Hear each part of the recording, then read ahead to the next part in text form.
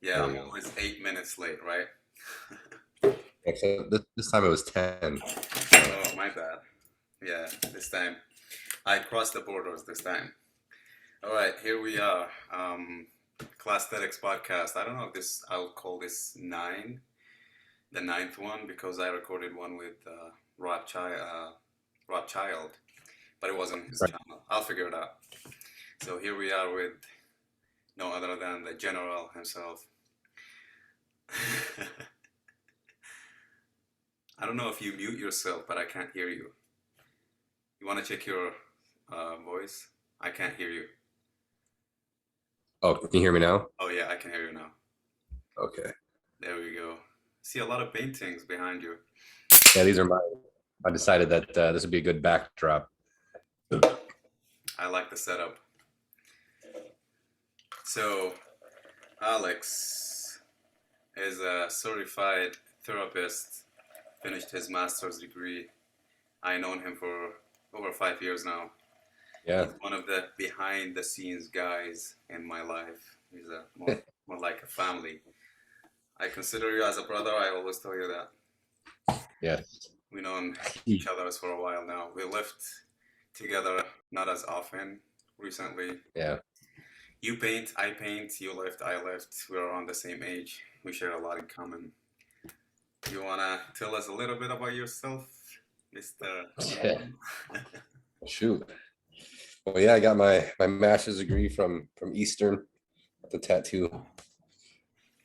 My bachelor's degree, I don't know, I got into lifting in high school. I think really I started with wrestling, but I didn't know how to do bodybuilding or anything until until I ran into CJ, which we both Like were under him. 2014. Yeah, well, I met him in 2009 actually. So he didn't actually start coaching me for bodybuilding until 2014. Yeah, 2014. But him and I used to lift together. Just he told me, I actually met him doing MMA with a buddy. And when my buddy told me that CJ also did bodybuilding, I asked if I could lift with him because I want to learn how to do bodybuilding. And he's just like, if you can keep up with me, I'll teach you. You're probably one of the only ones that one of the few that kept up with CJ. Yeah, he says I kept up with him, but there's no keeping up with that guy. When he was in his prime, we think, it's like, of all of the strong people I've ever seen, I've never seen anybody even come close to how strong CJ was. I know, like, I mean, people don't believe me. Like, he could pick up the 100-pound dumbbells and curl them palm up. And, I've seen him curl like a 225-pound barbell without swinging. And he did 405 405 for how many? I'm pretty sure it was 17. It was the only reason he stopped was the flat part of his tricep right here under the horseshoe. Mm-hmm.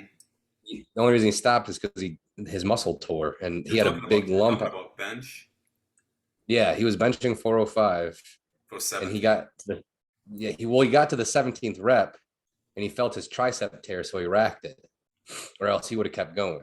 I've seen the guy bench 225 for somewhere between 50 and 60 reps. And then I remember counting. He's like, how many did I do? I'm like, dude, you're over 50. He's like, oh, I guess that's good enough. And he just racked it. Like, he wasn't even tired. So I was talking about squat. How much? Squat. I would see him regularly rep sets of 10 with 605. 605 is like 6 plates, right? Yeah, that's what I did for 3. So that was my best ever. I did for 3. I saw him get under it and do it for 10. It was nothing. So, we would do. Yeah, go ahead. I was going to say, some of the crazy stuff that I came up with, I based off of some of the stuff I used to do with him. Like, he had this workout we would do around the world where we'd go from flat bench to deadlift to military press to squat. And I did 315 for 6, 405 for 6, like so 315 on bench for 6, 405 on deads for 6. Military press, I think I did 225 for 6, and then squats, I think I did 315 for 6. When we set him up, he would bench like I want to say we would just throw like 585 on there because we put like 5 plates, but he might have only did 4. I can't remember. He might have just did the 405, but he'd bench 405 for 6. Then he'd go over and deadlift like 505 for 6. And then he would military press 315 for 6. And then he would squat, 505 for 6. Like, and that was easy for him. Like, it was like nothing. So The so guy like, we're talking about is the coach that we first met.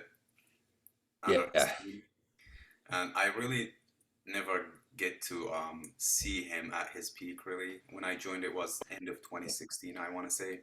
And every time I go to the gym and I tell people CJ coaches me, and they know him instantly. They're like, "Oh, the big guy. Where is he at? Where does he train now?" Because Right. I think I'm not really sure, but I think he used to do his team workouts at Eastern. Is that right? Yeah, we did quite a few. Honestly, most of them were Eastern back in the day Hmm. because he also taught classes there, so he was technically, I guess, like a professor because he taught on the actual curriculum. People could take the class, advanced strength and conditioning, cardio kickboxing, which was a class for women. It was actually a self defense class for women that I helped with. I actually put on pads and all the women beat me up at the on the last day. They like kicked me and punched me and everything. I might have got a concussion. One of those women, man, she hit me so hard I actually got dizzy with headgear on too. That's So crazy. I was I like, didn't know wow. that he taught at Eastern because I Yeah, joined he was. Eastern fall 2016. Yeah, this was back in 2009 and 2010 though. So I don't think he was teaching classes in 2016. Hmm. But he was one of the MMA coaches back in the day. And I mean, we would do like days where like on Saturday we'd meet up at the gym at 9. We would do cardio. He would do like kicking. We would do like kicking practice, and then we would lift. We would do our heavy lifting, and then we would go into advanced strength and conditioning. And we'd go rolling. Then we would do the cardio kickboxing, and then we would do MMA practice at night from like 7:30 to 9:30. But basically, we would start at 9:30 in the morning, and we'd have a 1 hour break in there somewhere where we would eat, and we would snack and drink protein powders and stuff between things. There'd be 20 minutes here and there, but we would literally go from 9 a.m. to 9 p.m. on Saturdays.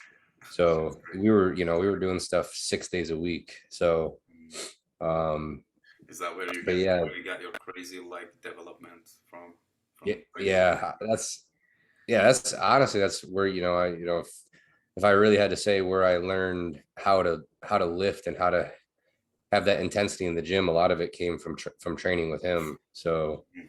You did a lot of because he wrestling too. You did wrestling too, right? yeah, I did that in high school, middle school and high school. I did it for about 10 years.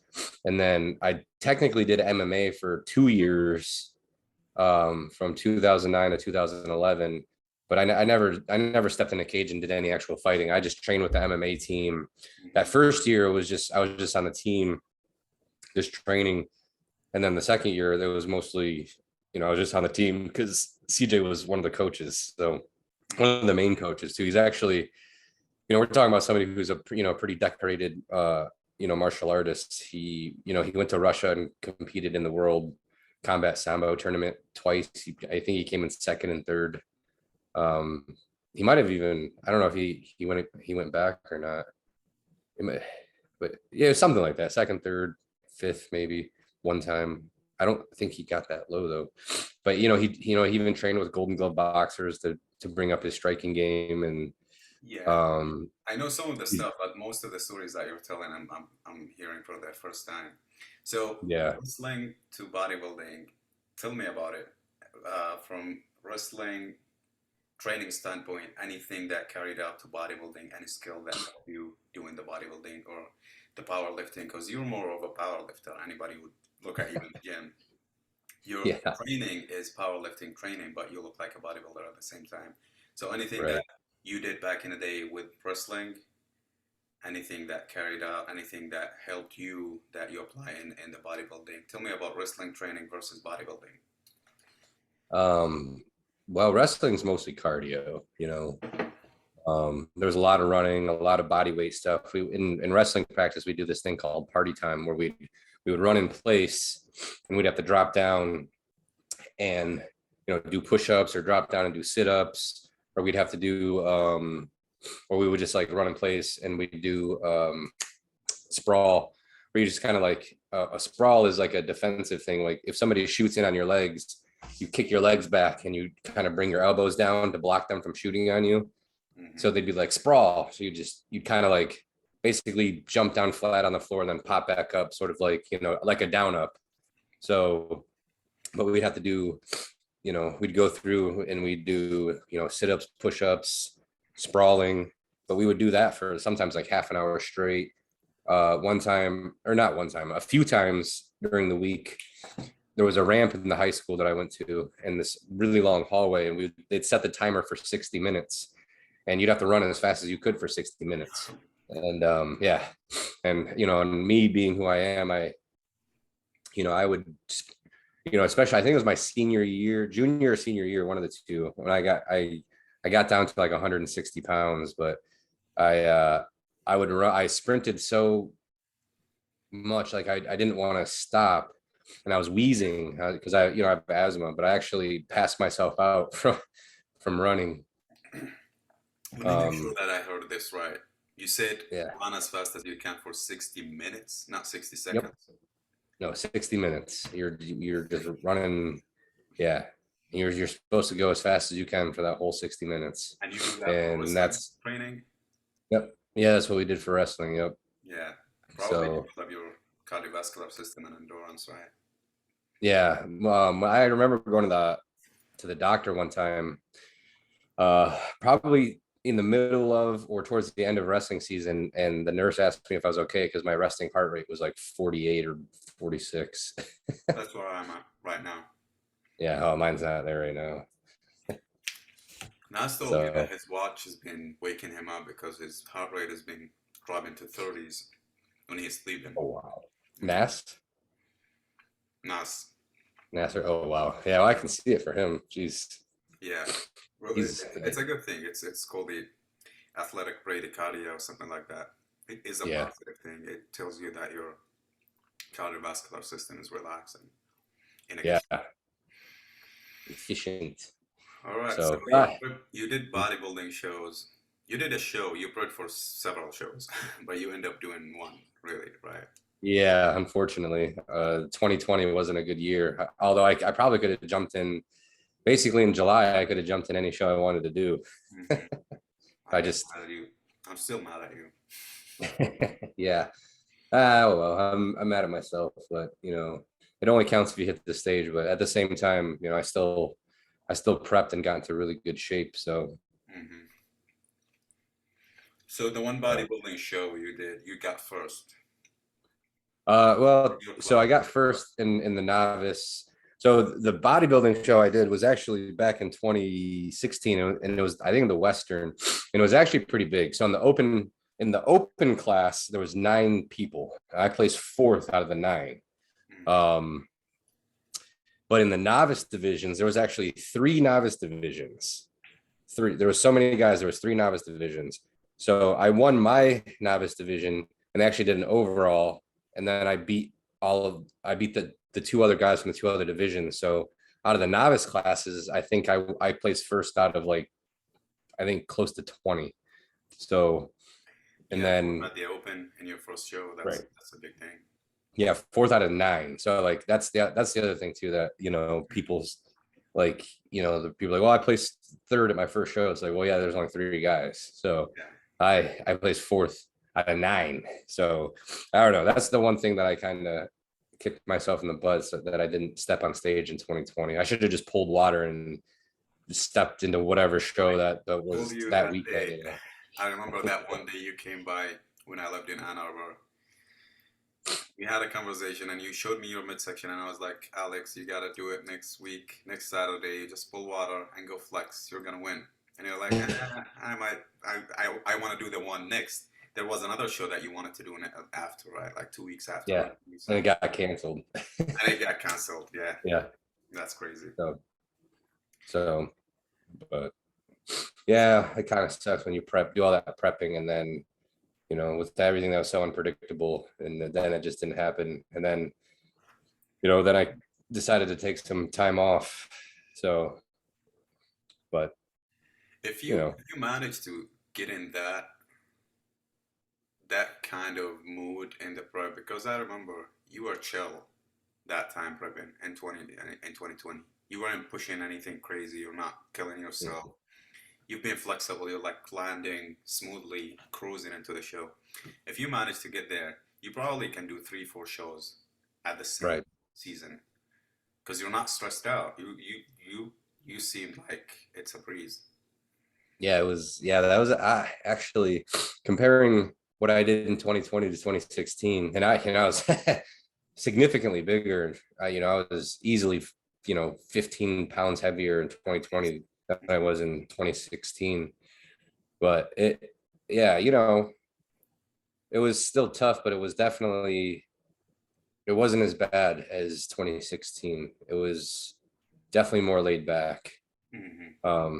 Although, obviously,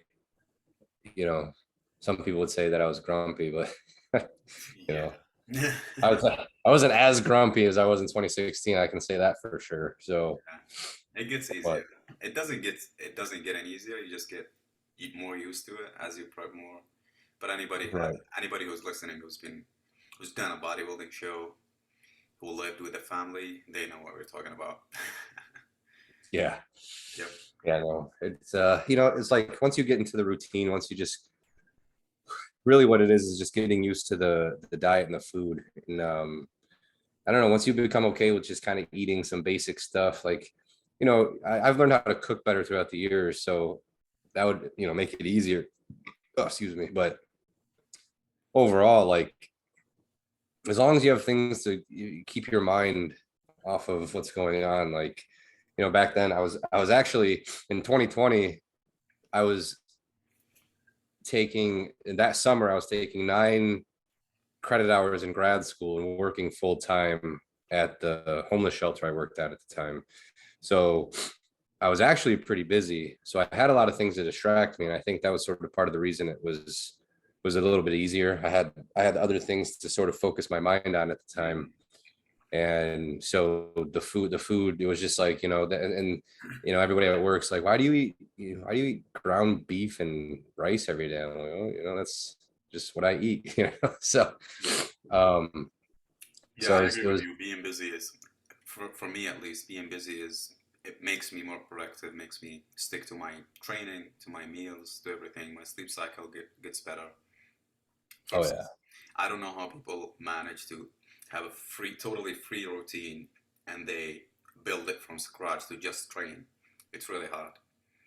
I feel like if you have a consistent time, like consistent routine, a job, something to do daily, it helps a lot. And spreading out your meals, sleeping on time, waking up on time, all that, getting the water and food, all that. So you are back at it the past 2 weeks. Kind of. Yeah. You look different every time I see you. You're back to deadlifts, back to heavy weights. You look 2 times wider now. What's your goal? What are your goals now going forward? Well, we'll see if we can stabilize my weight and then slowly trim down the body fat, I think, and kind of get myself where I was leading into the 2020 prep. I was actually, I was weighing between, before I started prep, I was weighing between 240 and 245. And, we just looked at the pictures the other day and I, had abs. There was very little body fat on my stomach, which right now I'm carrying, I think we probably, we're guessing like 18-ish, 15 to 18, definitely not 15, probably more like 17 to 19. So, which is a big difference from when I was 240 back then leading into that prep. I was easily between 10 and 12. Like, No, You in know, 2020, you were definitely below 10. yeah. 100%. You're below 10. We're talking about 8%. Well, I'm talking about leading into that prep. Oh, I thought you So were talking about the prep itself because you went yeah, really no, down, really low yeah, in body yeah, fat. no. When I was 240 leading into that prep, I would guess I was probably hanging around 11 to 12%, and then yeah, in the deepest part of the prep, like that one picture I showed you didn't see, I had Yeah, to be like 6. at least. Yeah, I want to say Easy. 6, 7. Yeah, probably 6. I wouldn't be surprised if it's lower because you had only Yeah, tiny skin folds yeah, all over your body. And I know for a fact that you don't hold any fat except your midsection. So even yeah, at your fattest, you got striated quads. But in that yeah, photo, your midsection was just like a plastic bag folded. It's yeah. crazy. So yeah, I definitely, and even when I was down to my lowest body fat, like my lowest recorded weight that I remember was 218. So, I was walking around easily between 218 and 225, 6% body fat, which, I think about now is enormous. so, so You've been maintaining. You've been lean and big as far as I remember the whole year of 2019, and then yeah, you peaked at 2020, like in the middle. yeah. You just looked insane, and you looked energetic at the same time, Oh yeah. strong. Well, yeah. Um, was it 2020 when I ran 7 miles and then came and squatted 500 at crunch with you? Maybe 2019 because I might have been prepping for the North Americans and maybe 2019. Okay. I can't remember if yeah, I can't remember. It could have been, but yeah, I mean, that's how good a shape I was in. I randomly went and ran 7 miles, and then I met up with you for a leg day and had a full body cramp because I decided to squat 505 for a few reps. With asthma. Yeah, with that. How's your leg feeling from the deadlift? Your back, your Uh, legs. they actually weren't that sore. So I think I could have went harder on the legs. We could have done more leg presses. Yeah, I just squatted. I just came back from the gym Yeah, and squatted something around 2 plates and a half. That's 275, 285 ish. Feels right. good. I kind of want to bring that safety bar with me to crunch maybe sometime and you know mess around with that. The only problem is I don't The one I'd have to with the handles. yeah. I So didn't like it. I tried it only once. Maybe I didn't know how to use it, but I didn't. well, it's the only way I can squat now. So well, Yeah, back squat, I guess technically. you I have can you own front a bar. squat. You own a Hmm? bar. You own a safety bar, and you. Yeah, yeah, it's in my garage. I have a squat rack too, but I should just go in there and squat. But I don't know. It's harder to squat alone in a garage. I have a Do you cat have out there any? right now. Yeah. Do you have any accessories like extensions, curls? Yeah, I have a little bench out there that has a leg extension and leg curl on it. So I could do a pretty good leg day out there. And that's, how I worked out a little bit during the pandemic was at first in my dad's shed. And then when I bought this house, we moved the equipment out here into the garage, and I would do cardio and lift out there. So I um remember that day we trained at your dad's. yeah, It was yeah, close to the middle of the night, and it was a little cold, and it was raining, and we were literally training in the backyard under the rain, yeah, on to beat each other's doing back. yeah. We're That doing was a night. yeah, we're doing bent rows out there. Yeah. Yep, I remember Yeah. that day. Yeah. Let's do a leg day on Wednesday at your place in your garage. Use Oh, my you want to train down here? Yeah. Oh, man. A leg Okay. day? Yeah, leg day. So 2 days from Okay. Yeah, I can do that. It'd have to be late at night though. now. Let me know about your schedule and I'll see. All right. All right, so we've been through we've gone through some of the similar questions that I usually ask the guests, but We talked about your further goals, your current career. You're a therapist. Yeah. You Yep. didn't talk. We haven't gone in details about your job, therapy, highlights of your job. Is it a good thing? Is it a bad thing? Do you get things that you can apply in your life? Talking to patients, any Hmm. quote unquote lessons, things that you can relate, anything that you would like to share to the outer world. Hmm. Well, Take the it's conversation anywhere. what's that? Take the conversation anywhere. Feel free. Oh, well, it's you know, there's nothing that no program I think that truly gets you ready for what you're gonna do. And even the internships that I did, it doesn't nothing gets you fully prepared to just be in it completely. The internship, you see 3 or 4 clients, you write some papers about it, you kind of like you're getting supervised. But then once you get the degree, they're just like, okay, go see 30 people a week on your own by yourself. And you're just like, all right, I saw like 4 or 5 people for like, a couple semesters, wrote some papers, learned about the theories, the different interventions, the different modalities, um, different techniques and everything that you can use. And, I took a diagnosing class, the DSM class. So, we went over vignettes of how to like, if this person has depression or bipolar, but in real life, it's not always so cut and dry. It's not like, here's this person, they reported this for this X amount of time, you know, it sounds like depression at first, but then you see them for 6 months and all of a sudden you realize, oh, they're not depressed, they're anxious. And it's presenting as depression because they're so overwhelmed with their anxiety that they're they're they're presenting as in a low mood, but that's not necessarily the cause. Or it can be flip-flopped, or somebody could be so depressed that they're sort of they make themselves anxious. And sometimes some things reveal themselves when get them talking, and you get them to journal, or you get them to actually, you start reframing things. One of the biggest techniques I use, I guess, would be cognitive behavioral therapy, so CBT. And mixed in there is a little bit DBT. But the biggest trick is to get people to think about things differently.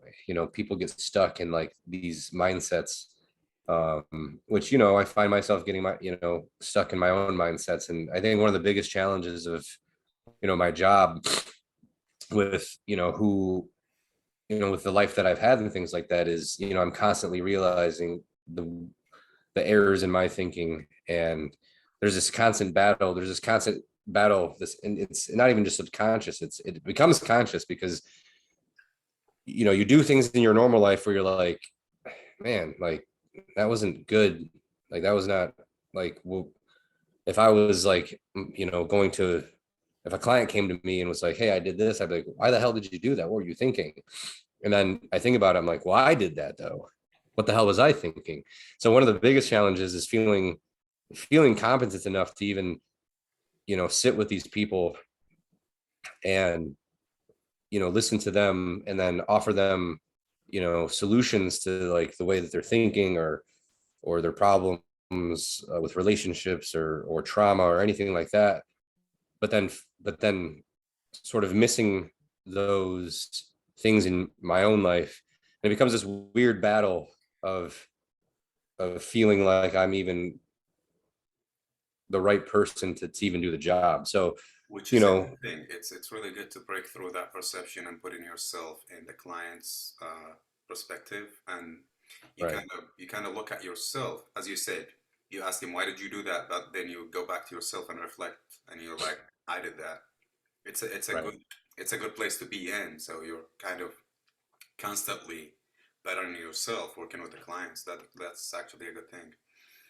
Right. It just it becomes challenging. So that's a really big barrier. And some of the stuff, that really school never gets you prepared for is like, when you're talking to these people, it's no longer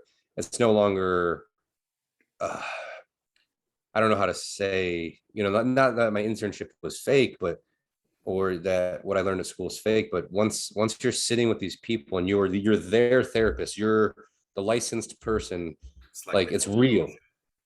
It's what? It's like the open ocean. It's different from classroom, right? Right. Yeah, you're not, you don't have somebody sailing the ship for you. You're sailing the ship. And I can go to my supervisors and ask for advice, but when I'm sitting in a room and I got somebody sitting there and they tell me something just awful or something that's like, I have to be careful with the words I use. I can't really say crazy. There's lots of controversy of, say something crazy. Like that's a word that carries a lot of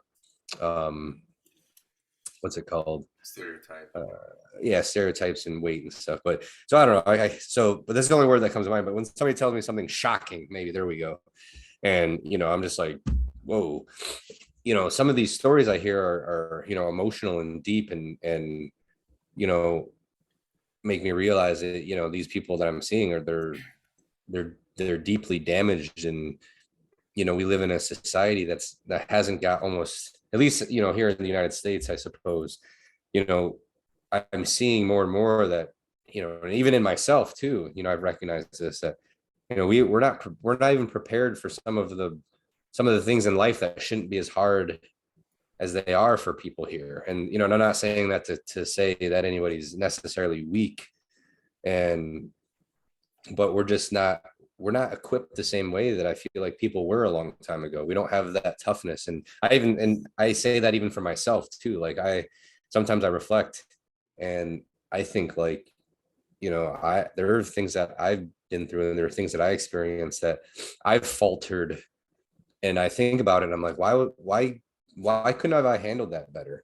And I think about like my dad and other people from his generation, where if that would have happened to them, they would have took it on the chin and kept going. Where it happens to me and my emotions get thrown into disarray, and it takes me a week to calm down and rein back in some of the emotions and instability that happens.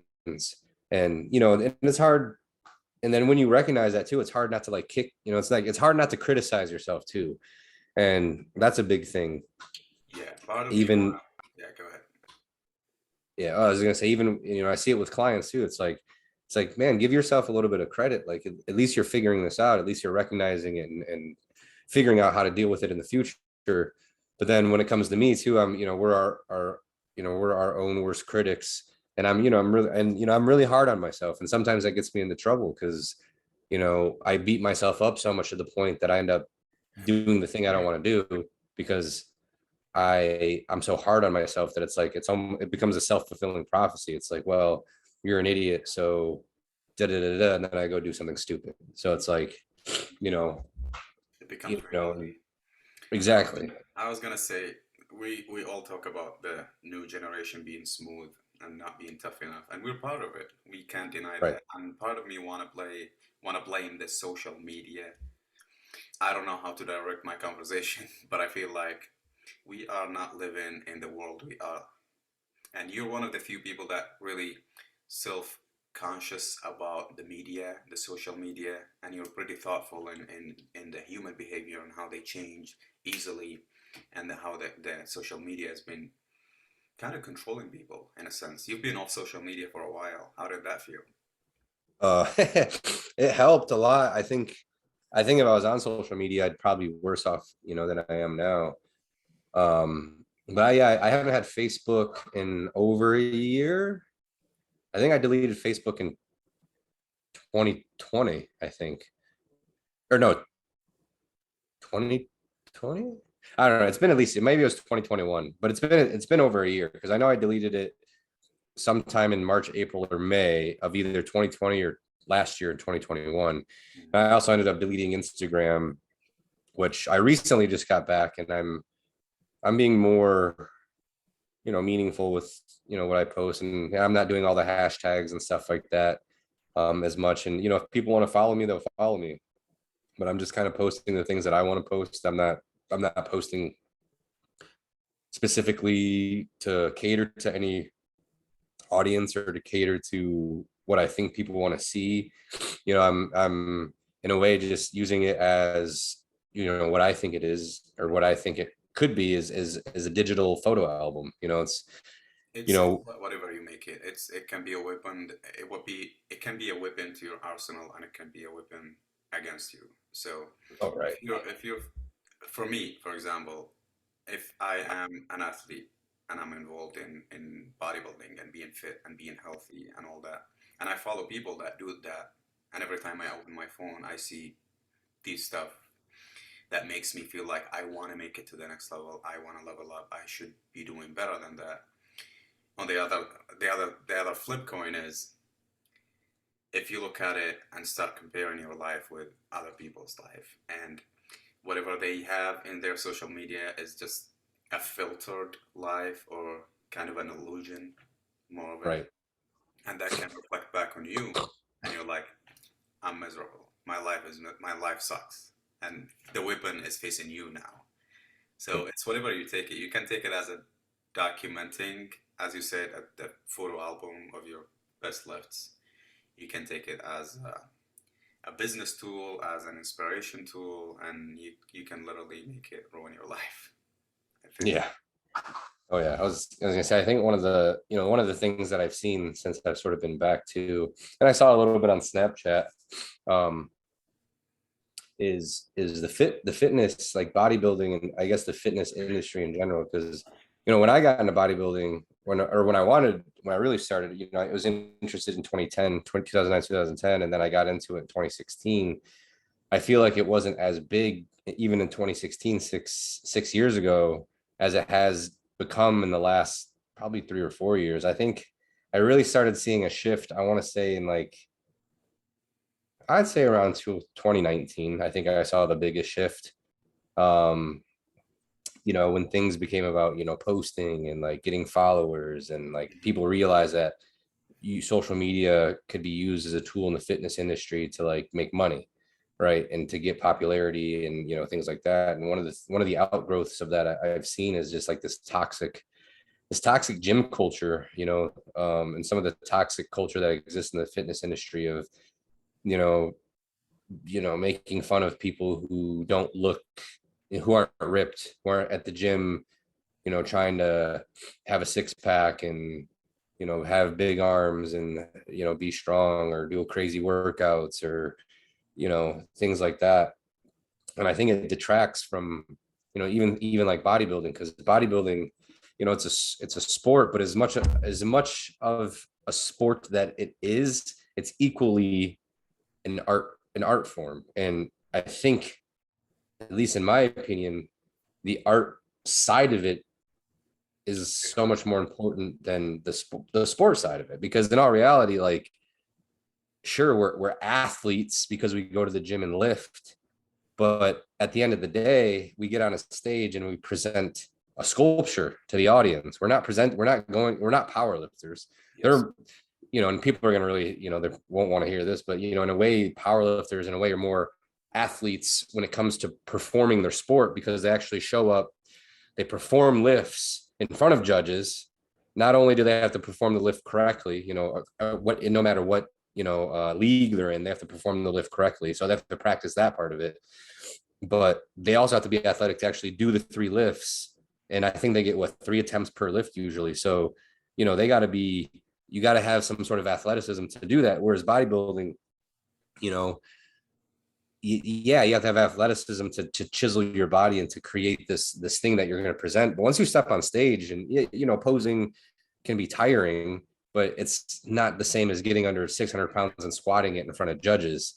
It's not, you know. And so, you know, and I'm sure everybody will have their, you know, arguments or whatever about it, but, you know, in all reality, the art portion of bodybuilding is so much more important than the athletic part necessarily. Like, and so to me, the focus on being in the gym and lifting is such a small percentage of it too, because, you know, and, you know, I know people getting into the dieting and stuff like that, but if you don't develop a healthy mindset, if you don't also disconnect yourself from your body And because we all have to keep in mind, and this is what people don't want to recognize either, is our bodies aren't going to look like this forever. It's there's a clock on how long we can do this and Yes. how long we can perform and how long we can and even put our bodies through this strain, because it is strenuous. And the same thing with powerlifting, same thing with anything for the most part, but especially when it comes to bodybuilding, because you even see it when guys get older. Like the older you get, there's whatever happens with the nerves and the central nervous system and stuff. Like people lose size on their legs. Like guys in their 40s and their 50s, they can't maintain the same muscle mass. When we see it, especially in their legs, like when Kevin Lavoni, when he came back, he couldn't bring his legs up like he could when he was younger. He just couldn't, because those nerves, the muscle couldn't fire the same. And so You there's gotta face that fact, and it's really hard to right. face it. Yeah. Yeah. So there's physiological limitations on how much we can push our bodies. So And people, coming to peace with that and enjoying, and I think that's what people miss is like enjoying being at the gym and enjoying the diet as much as you can, and getting into that mindset of like, okay, there's a time limit on this, and I'm not doing, and you can't do it for other people. And the more you see other people try to do it for other people, they're doing it for the likes or whatever, those are the people that burn out the fastest. It's like Mhm. the people who do it because they enjoy it and they do it for fun, they're the ones. Like look at Dexter Jackson. Yeah, Like he holds the record for, I think, being in the most Olympias, yeah. doesn't he? He probably did Yeah. the most pro shows in history. Yeah. And I think because he enjoyed it. Yeah, I was gonna say a lot of people go to the gym for different reasons. Some people enjoy it, as you said, and they go there for the health and longevity part of it. You see the Oh, yeah. people that go because they like it as an artistic, uh, artistic sport or artistic. I want to say for the art thing of it, the Right. being artistic and posing and showing your physique. You see people that go just to fit in, to be in the gym. You get people that want to go there to get strong. You get people that go there to fix their childhood insecurities and they want to be the biggest and the strongest guy in the gym. All right.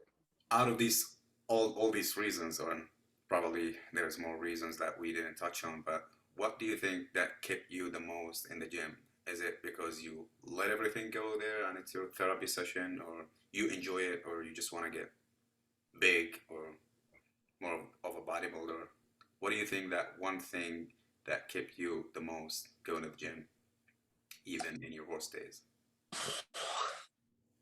The comfort of it, and the community, you know, and and for me, like I said, for bodybuilding, I just liked, okay, I'll say it like this. Initially, what got me into bodybuilding was the insecurities. That didn't last that long though. Because then I started to realize, like, I've always lifted. I've always liked lifting. I wrestled, and even when I wrestled, I'd go down to the gym at 5 o'clock in the morning. I'd go to the YMCA when I was high. I'd wake up at 4:45. I'd get to the Y as soon as they opened at like 5:05 a.m. And I'd go down and I would do a weightlifting workout. And then I would jump. Well, then I would go. What did I do that first? I can't remember if I think I did cardio first. I think I would do 35 minutes of cardio, like really intense cardio too. I remember getting on the elliptical and doing like 5.5 miles in 35 minutes or something like that. It was an elliptical machine, so I could make it go real fast. But and I would always have like this contest to see how many calories I'd always try to burn more calories every single time. So it's but I realized one of the safest place I always felt, and the control to it, and the gym is a safe place to exert control, right? So if you don't feel like you're controlling your own life, you can go to the gym, you can lift weights, you can control, your lift. You can go into there and you can lift up metal, you can move it around, and you're controlling your body. And it kind of it creates this like constant, or this, yeah, it's a constant, right? It's something you can control. It's something you can go and do. Mhm. And I think first when I got into bodybuilding, it was a little bit of that insecurity, because part of the reason I did the first show is I had some friends tell me that I would never do a bodybuilding show. They never thought I could ever be a bodybuilder, and they ended up losing the bet because, you know, I ended up doing a show and actually becoming a fairly decent bodybuilder. So, but then once I realized that I enjoyed the fact that I could make my body look a certain way. Like I had control over what my body looked like. I could make my shoulders bigger, my arm bigger, my chest bigger. I could shrink down my waist. I could, you know, one of the biggest things I always worked on was my legs. And, you know, I made those really, really big. I was always chasing CJ's legs. His legs were bigger than mine. But once I realized that not only could I go in the gym and I could bench and have control over the weights, I realized that I could exert control over my own body, and that I could create something like you said, like we're sculptors and we're sculpting our body. And I fell in love with that part of it. And then I also realized I just liked being in the gym, and I do enjoy lifting with people. And the only problem with that sometimes is when you get to know too many people in the gym and they're all there at the same time, sometimes it gets in the way of your workout because everybody wants to talk to you. Excuse me. But, you know, but the times, you know, and actually I think some of our best lifts was, you know, during Ramadan when we could go in there and there would be almost nobody in there. Yeah.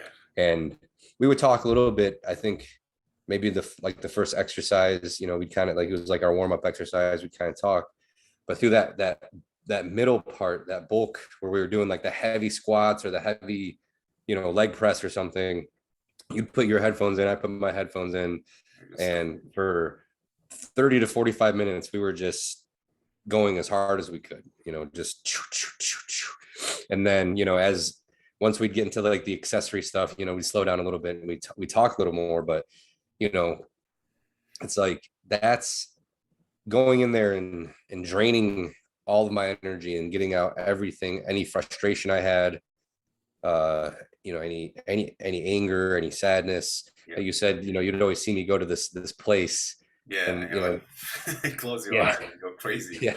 Yeah. But that's where I would also, you know, that's where I could just relieve stress. And it's just, you know, it really feels good. Like and it feels good during it. Yeah. And even as much as you know, and everybody's like, oh, leg day is my favorite day. Like, yeah, yes and no. Like, I liked leg day, but I love leg day, but as much as I love it, like I hated it too, because it was the most painful day there was. Like, it's not like I look forward to, you know, feeling like I often have anxiety leading to the leg day training. Like, the day of leg day, I wake up and my anxiety start going up because I know I'm doing legs. And I put pressure to myself that I have to do it right. And then once I'm done, I'm like, oh, okay, I'm through. It's like it, but I would like to make the most out of it every time. Right. So I don't know. I think when people say that, it's like, I mean, maybe if you enjoy pain, like I didn't necessarily enjoy pain, but it's like, you know, that when it burns, like, or, you know, when you get that, like, you know that it's working, but you have to get there. And it's like, you know, you can't progress unless you push past when your mind is telling you like, okay, this is enough. It's like, as soon as I got there, I knew I had to push past that. And that's why when, you know, we worked out, like it was always nice because we would do a set, I do 30, you do 35, and then I would do 40, and then you do 45, and then I try to do 50, because we would just prove to each other every single time that like we can do a little bit more and a little bit more and a little bit more. And in our brain would be like, look, your legs are about to give out. But it's like, well, he did 35, so I have to do 40. So I don't really care what you're saying to me right now. Your next set is going to be 55 and 75 and 100. Right. So I believe everybody it's not only me, but I believe everybody that's been lifting for a while, they got to a point, at least one day in their lives, where they actually enjoy the pain. Especially if you're feeling down and you have a lot of things going on in your life and you go through that pain in the gym and it feels better than everything else because it distracts you and you're like, I'm doing something positive. I'm channeling my life and doing something out of it. And Right. sometimes it feels good. Not every day, not every leg day, but I've been there where I chase it. I really want to go through it. Yeah, that makes sense. And yeah, and it's like one of those things where it's not enjoyable, but it's enjoyable because you know you're doing something good and Mhm. you're getting through something hard. And there is that weird sense of accomplishment too. It's like I lifted a little more, I lifted a little more weight, I did a few more reps. I lifted until, sometimes we get up and we try to walk to the, we walk into the locker room afterwards and we have to stop because, one of us is falling over because our legs gave out. Mhm. So, so yeah, what's definitely kept me in there is just, it's fun. I guess just the act of going to the gym and lifting, I think overall is fun because you'd always see me and you knew that I'd get serious when I'd be dancing or I'd be doing something goofy. I'd run around or make a noise or I'd start dancing before I would do a lift Yeah. because the most important thing I think for at least for me, obviously I can't speak for everybody, but I think the thing that we can't do is take it too seriously. Just like anything in life, like It becomes it's a chore. serious. But what's that? It becomes a chore if you take it seriously every Right. day. You have to, as you said, you have to make it funny, make it enjoyable. Right. And it's like, and I don't know if you've heard of this comic. Well, it's not a comic, it's manga and it's an anime, but it's, yeah, have you heard of One Punch Man? No. All right. So basically, I'll explain it as briefly as I can. So this guy, his name is Saitama Hmm. or Saitama. I'm probably saying it wrong. Somebody will yell at me, but he became a hero for fun, and he trained really, really, really hard, and he became so powerful that he can defeat any enemy in one punch. Like this is how strong he is. He's unbeatable. But he didn't become a hero for the fame. He didn't become a hero to feel good about himself. He realized that like, there's this whole interaction where he like saved this kid from this monster, but then he just decided to be a hero for fun because the world needs heroes. So he's like, I'll just do it for fun because it's the right thing to do, and it's fun to kill monsters basically. So, and I think about that sometimes, and he became the most powerful hero on the whole planet because he was having fun. He was just doing it for fun. And Yeah. so when I think about when people lifting, somebody asked me even the other day, like when we were doing deadlifts, I was like, I think I said like, let's just do 505 for fun. Like I just, because I didn't want to do it. Like if I couldn't do it, I couldn't do it. And I would have been okay with that because if I approach it with the mentality, like I'm just doing it for fun, like I'll never get tired of it. Hmm. And I think that's really important, at least for me, is to maintain that mindset of like, I'm doing this for fun. I'm not doing it because one day I won't be able to do a bodybuilding competition anymore, and I'm hoping, maybe, we talked about goals and stuff, like, maybe someday in the next couple of years, I'll be able to step on stage again, pending, shoulder surgery and a couple other things, but, Hmm. you know, it'd be fun, but realistically, like, I'm once I hit my 40s, like it's gonna be time to think about. It might be time to hang up the competition. Excuse me. Oof. It might be time to hang up the competition hat. Like, and that's all there is to it. But I won't ever want to stop going to the gym because I like lifting. And even if I can't do bodybuilding as a competition, I can still keep my body in shape. I can still keep a decent physique. I can still, stay athletic and, you know, Yeah. and as long as I'm, what's that? Yeah. I was saying staying strong, staying functional, doing it for fun, basically. Right. Because I once had a thought. So you and I have been lifting at least 10, 15 years or something like that. And if Yeah. you count the hours that you've been lifting, if you count all the hours that you've been to the gym, and if you actually spent that studying, you would have been a scientist. You would have been something else. So is it really worth it? I I came to the conclusion that yes, it does, because it made me the person who I am. Not muscle or body composition wise, but it changes a lot in your mentality. Yeah. Yeah.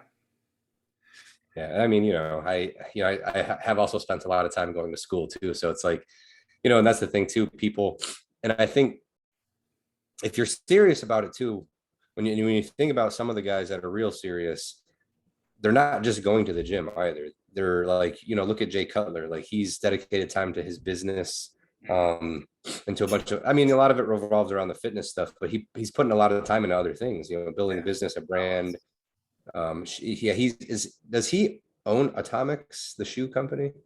Is that like his shoe, or I I think don't, they did a or is it just collaboration. I don't Clever? believe that he owns it, but he's got Okay. his supplement company and clothing company, and Yeah, right. So yeah, exactly. But he spent time learning how to run a business. He spent time learning how to have like a presence on social media. yeah. Like even who's that other guy? Um, I can't even remember all these people's names anymore. But if you look at some of these other guys, they have more things going for them than just bodybuilding. Yeah, yeah. Um, a And lot of the times though, it revolves around it a little bit, but like that's what I tell people, like especially young guys today, like don't call yourself I'm a bodybuilder. Don't limit yourself to being a bodybuilder, because anything can go wrong and you're nobody. As right. long as you have balance, bodybuilding, you can use everything that you learn in the bodybuilding, the discipline, the commitment, all that, and try to apply it outside of your life and be a bodybuilder at the same time. So when bodybuilding drops, you're not nobody. You still gain something out of it Yeah. beside your, you know, physical appearance and strength and all that. Yeah, the discipline. And that's how I got a master's degree. I had to, it's not like I just show up to class, take a test and whatever. Like I had to write papers, I had to write research papers, I had to write literature reviews, I had to read textbooks, I had to learn how to diagnose, I had to do an internship. And the bodybuilding, the meal prepping, the committing to cardio, committing to the routine. I built reading and writing and doing research into my routine. And I would spend a couple hours, 4 or 5 days a week, doing homework, reading, writing, doing research. And I'd even mix the two together. During prep, like I would walk on the treadmill and read textbooks, and Yeah, I mix the did that two. a And lot. so yeah, yeah. So it's like, you kind of learn that discipline in there, and you can apply, and if you apply it to anything, It works. you become good. Like right now, like, I don't know, I haven't really talked too much about it with a lot of people, but I've been reaching out to U of M, and they have a dual PhD program in social work and psychology. So I'm going to go through the admissions process That's awesome. um, to be able to start next fall. So hopefully, if everything goes right with a lot of things, Hmm. I'll be starting a PhD program next fall. That's awesome. So right, and I'll do that, and I'll still lift, and I'll still meal prep, and I'll still do all these things. Um, but the biggest thing, one of the biggest things that to throw back to CJ, he was one of the motivations for me to pull the trigger and go back to school and get my master's degree. We were talking about it. He's like, "What are you talking? Why are we talking about this? Are you going to do it or you're not going to do it?" I'm like, "What do you mean? Like, I have to think about X, Y." He's like, "You don't have to think about anything." He's like, "You apply, you get in or you don't get in. You apply to the next university, you get in, you don't get in."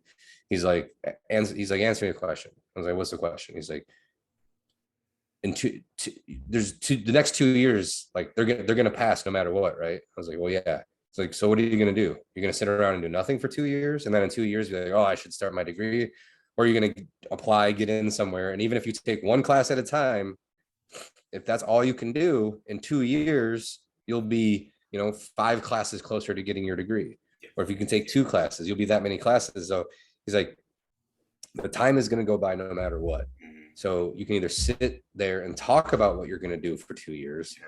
or just take even if it's one step per year, you're still one step closer to your goal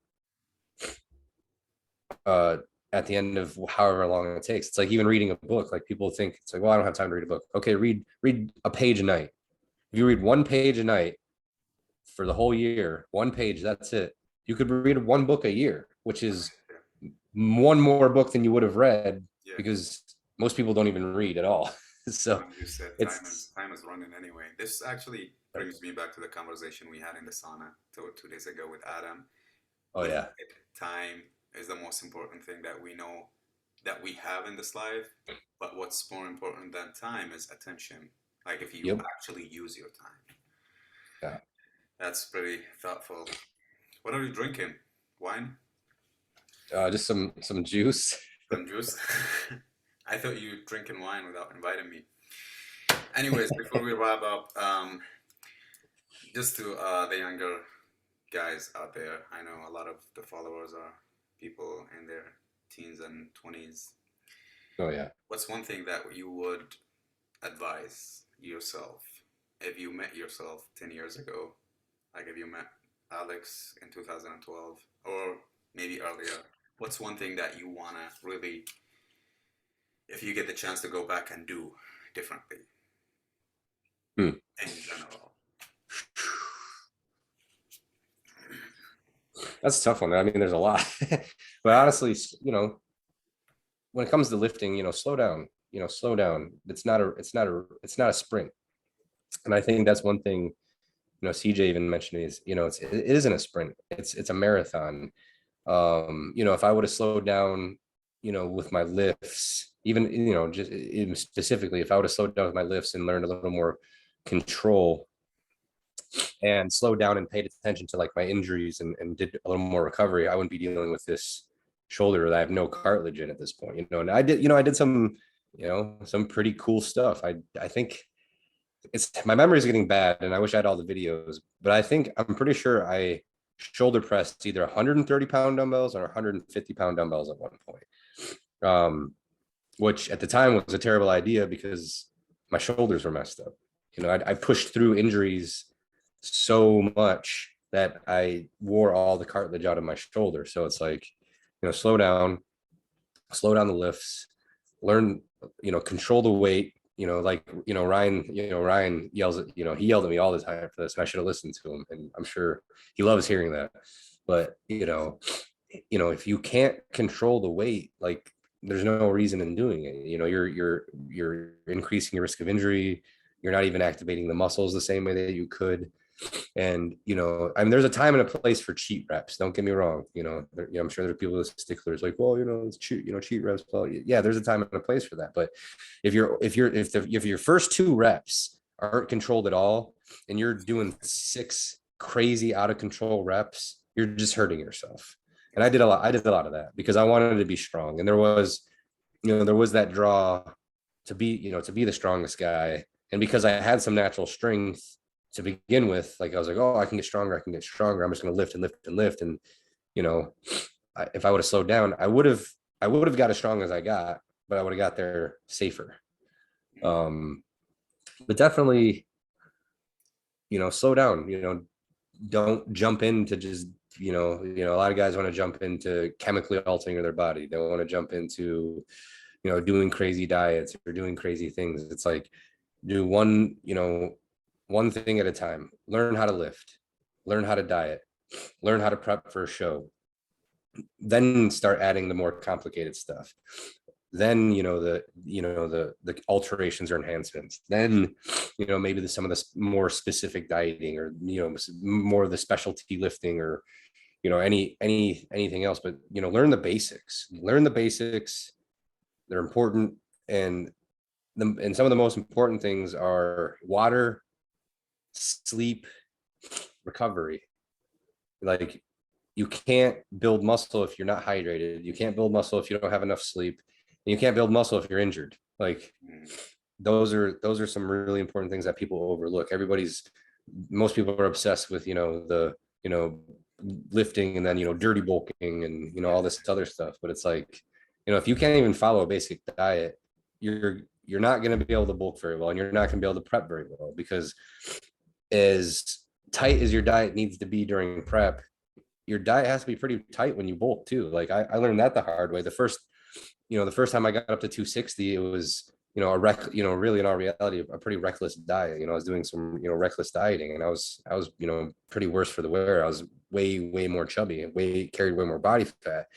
And then once I had more diet adherence in my bulking phase, like that's why I was walking around at 245 with abs, because I stuck to, 6 days of the week, I stuck to a clean diet, and my body responded well. Just like now, there's, it's been a little stressful this last week, whatever, but when I stick to this, a stricter, cleaner diet, my body just grows. And I think it has a lot to do with that, yeah, it's the nutrients are better from cleaner food, period. I don't, it's like, people can believe whatever they want to believe, but if you're eating McDonald's 6 days a week, you're not getting the same nutrients as if you're eating, your chicken breasts, your broccoli, your almonds, your, Greek yogurt, or oats, rice, these whole foods that aren't overly processed.